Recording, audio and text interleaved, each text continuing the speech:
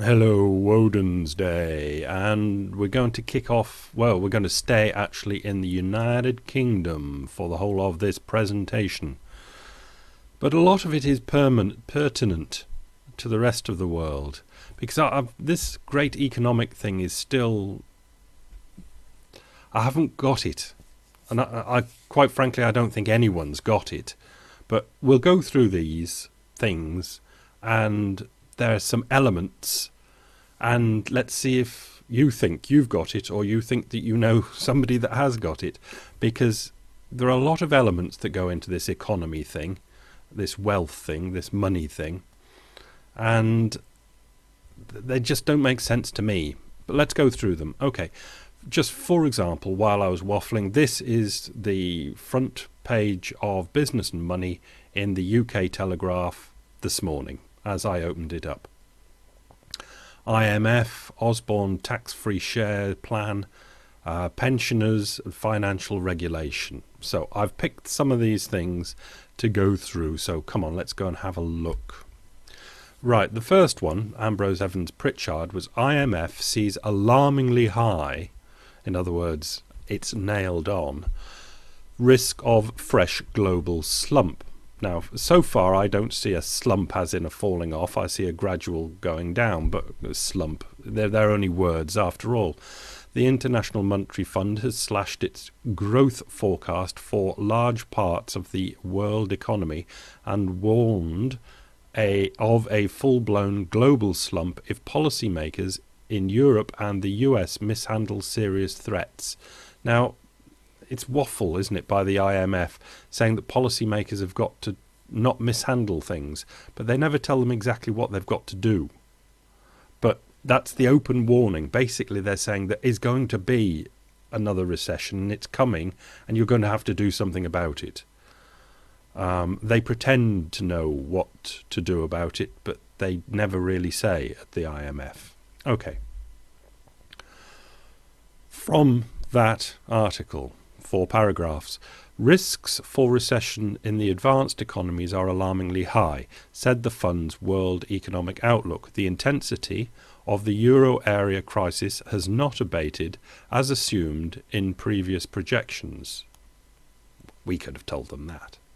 Spain's economy is expected to contract by 1.5% this year and 1.3% next, if they're lucky, pushing public debt to 97% of GDP in 2013. The estimate was for 84% as recently as April. These things are just going, why can't these projection economist people get anything right? They're always on the optimistic side. So people now are just adding the reality margin on top and thinking if they say 80, well, it'll probably be 100. Which isn't any way to go about things anyway, showing how quickly the debt dynamics have been going horribly wrong. Italy will shrink by 2.3% this year and 0.7% next year. Why? Why? They're announcing that there's going to be a recession coming. It's not come yet. This year, Italy goes down 2.3. Why are they going to be only down 0.7 next year? I wish I knew how these people worked everything out. Anyway, this would push Italy's debt ratio to an all-time high of 128%. The report said fiscal austerity in Europe was doing more damage than expected. Are they stupid, or are they lying, or are they just caught in their bureaucratic world? I think they're just caught in their bureaucratic world, that they have to say optimistic things and talk shit about shit. And when it goes wrong, they've just got their other shit that they talk to explain why they talked shit last time. You just can't take any notice of really what they say, unless you can speak their language, perhaps. Then if you're really into IMF speak, you know what they're actually talking about. But if you ever read what they say, it's never right. It's very odd. The fund said weakness is spreading from the periphery to the whole of the euro area. That's getting into France. That's what I was stressing at the end of last week. With even Germany buckling. They're not really buckling. But if there's a recession, it's always the exporters that get hit up the hardest. The Eurozone will shrink at 0.7 rate in the second half of this year before eking out growth of 0.2% in 2013. Why is there going to be growth in 2013 when they're forecasting a recession? I don't understand. But only if Europe delivers on a string of promises made over the recent months. It's just like the energy people then. You'll get the amount of oil out of the ground if you spend trillions, and you'll get 0.2% of growth if you do the right thing. But we're not going to tell you what the right thing is, but we'll tell you you didn't do the right thing when you don't get that growth. Anyway, moving on. Financial regulation, new front line for growth. With debt restructuring, the government's scope for stimulus, questions are being raised over whether more radical solutions should be considered. Philip Aldrich, I quite like him. Right, from this article, the bank, that's the Bank of England, may have given the banks state guarantees, government guarantees, to boost lending, but as long as they have a smouldering keg of dynamite on their balance sheets, they are not going to volunteer to lower lending standards and load up on more risk. That's the banks. Hence the regulators' desire to make banks own up and clear their potential losses. The whole article is about the fear that the regulators are going to tell the banks to clear that crap out, admit it all, and then to start anew, afresh, a new clean sheet for the world. Well, this is all about the UK. There is another angle in this for UK growth. Ask any economist for a key reason the economy is struggling, and they will invariably answer that it's because there is no consumer demand. Households have had the last pennies squeezed from their pockets and are living in fear of their debts. That can be seen in the household savings ratio, which at around 6.5% is at a level not seen since before the turn of the millennium. Despite suffering nearly 3 years of falling real disposable income, families are tucking away more money. It was bloody obvious, wasn't it, that this is what people would do? Later in the article, there are 3 solutions: to reduce the stock of debt, to reduce mortgage rates, or to raise disposable incomes. This is to get things going. To reduce the stock of debt, to reduce the mortgage rates, or raise disposable incomes. So far, the action has been on lowering rates. We know that's happened around the world. But a growing body of economists reckon the real longer-term solution is some form of debt forgiveness, wiping out a portion of a borrower's obligations. In a paper in April, the IMF urged policymakers to consider targeted household debt reduction policies to boost growth, citing similar successful operations in the US in the Great Depression and more recently Iceland. And it wasn't taken up readily.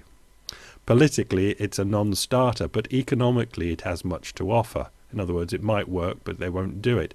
Not least because a purging of household debt would allow the banks to raise rates without triggering another recession, thereby finally releasing savers from their low-income purgatory. In other words, clear out the old debt, put mortgage rates up, put interest rates up, and people won't be killed by it because they've already had their debts purged.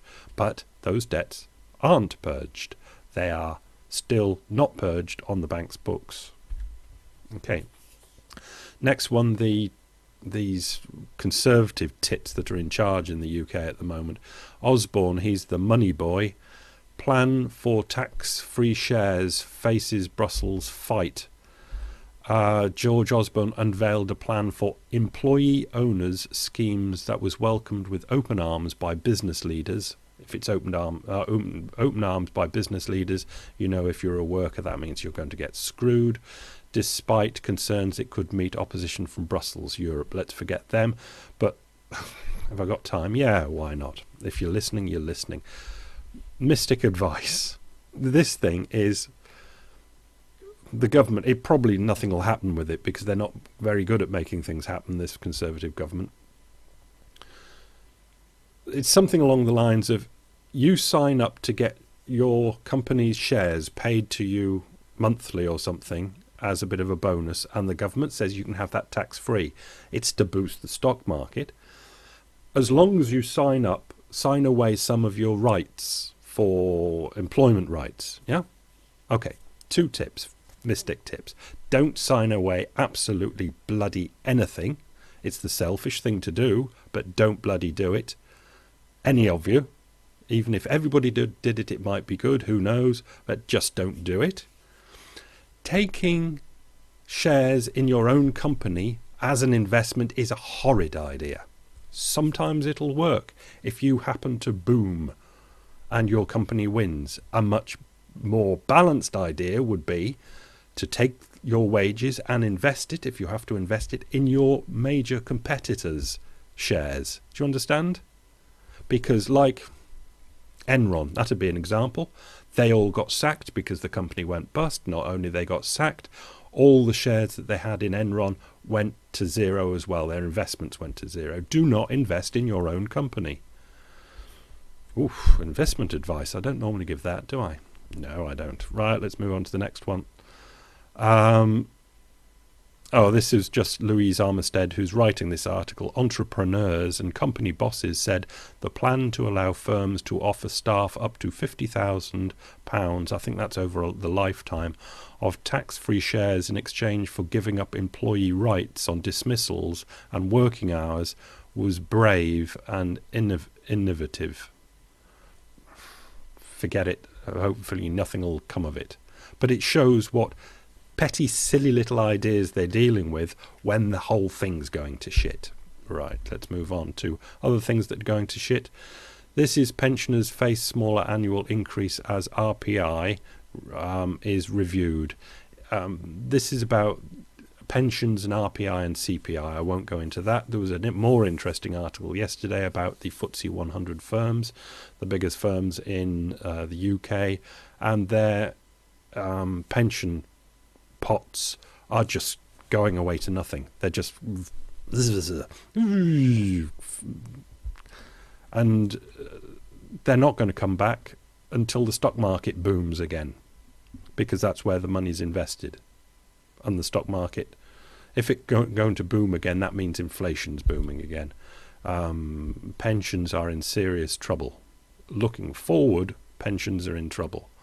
Looking forward, most things are in trouble. Right.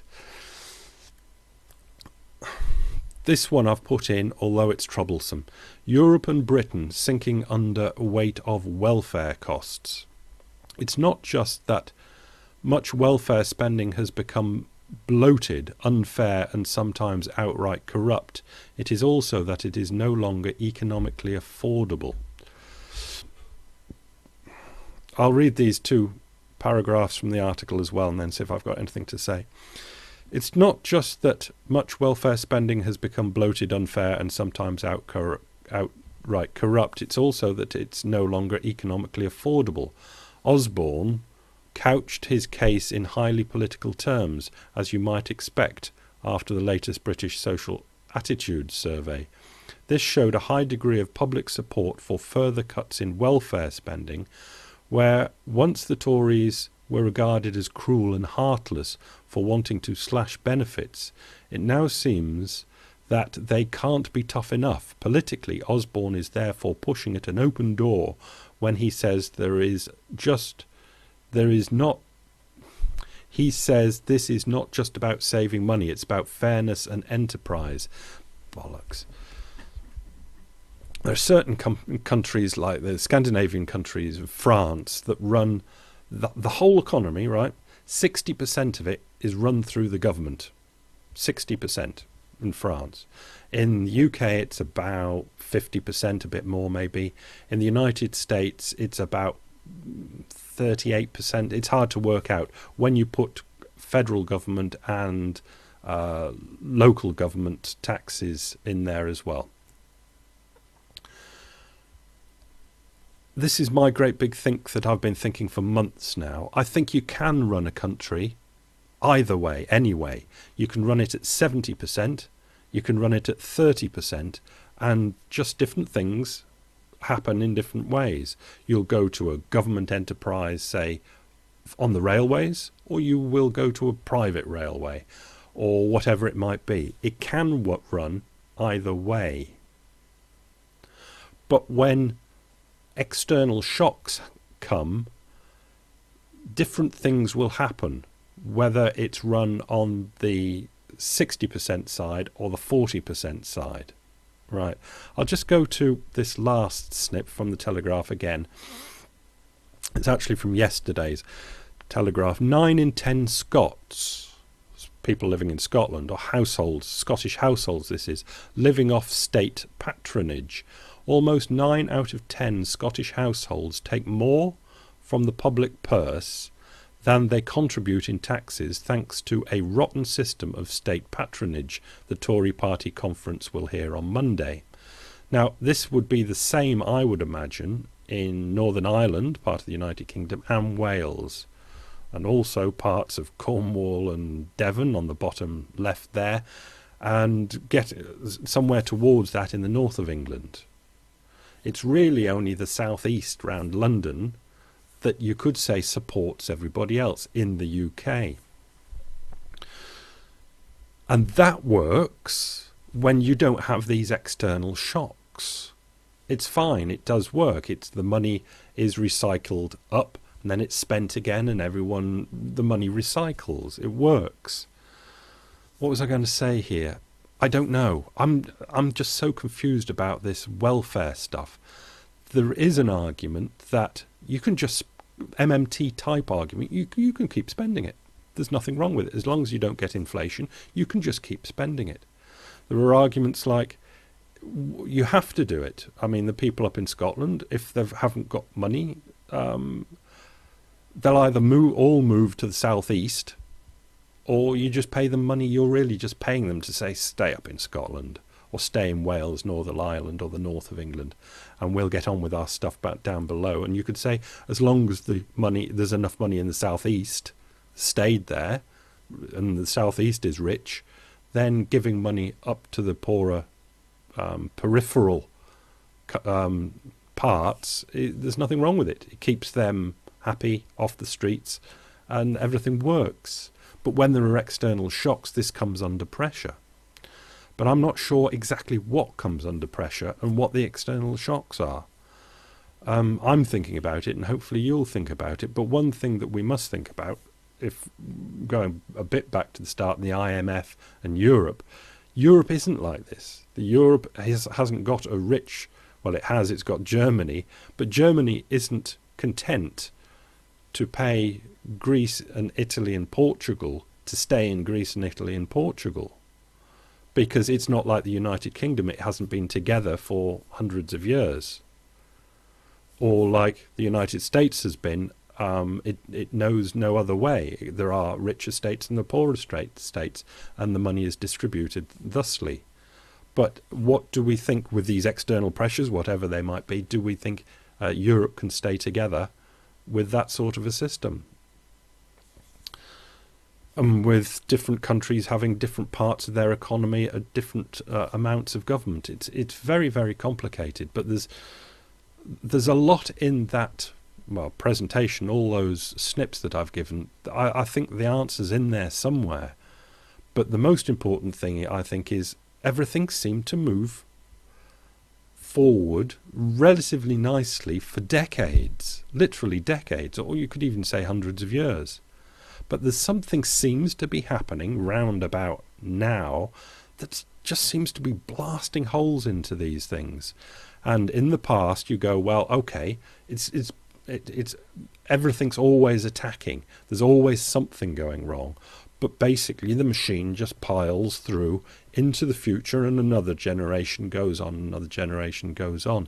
Is it that every generation thinks that their generation will be the last generation to hold things together, and the next poor generation are really going to be in deep shit? Or is something really going on now that is different? And If there is, what is it? There is still an awful lot to talk about. Bye.